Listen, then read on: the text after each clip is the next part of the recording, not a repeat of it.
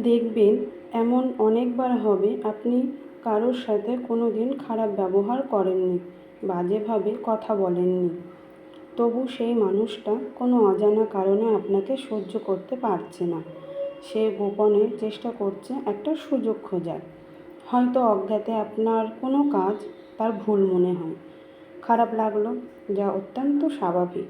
সে তখন আগের সমস্ত ভালো ব্যবহার ভুলে আপনাকে দোষী ঠাউরে নিল, মনে মনে ধরে নিল আপনি খারাপ, আপনি তার ক্ষতি চান এবং সম্পর্ক নষ্ট করে দিল।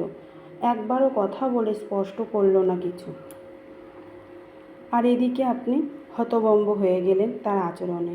এই তো গতকাল অবধি এত হাসি, এত আড্ডা, আর আজ থেকেই ব্লক, অচেনা করে দেওয়া। আসলে আপনি বোঝেননি সেসব ইঙ্গিত, সেসব চোরা নজর। গুরুত্ব দেননি ছোট ছোট অবহেলা ও ব্যঙ্গের মন্তব্যে।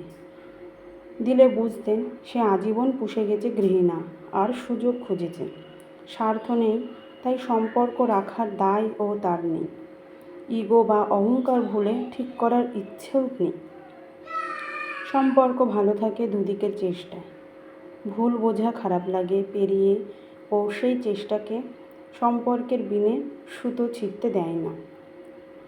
যে মানুষটা আপনাকে বুঝলো না, নিজের খারাপ লাগা বোঝালো না, প্রথম ছোট্ট সুযোগে সব কিছু বিচ্ছিন্ন করার উপায় খুঁজে নিল, সে আর যাই হোক আপনাকে কোনোদিনই কাছের ভাবেননি।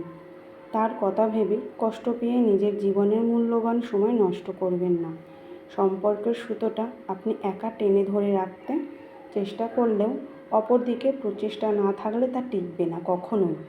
আপনি মূল্যবান, আপনি সৎ, আপনি জানেন যে আপনি জেনে বুঝে তাকে কষ্ট দেননি। ব্যাস এইটুকু।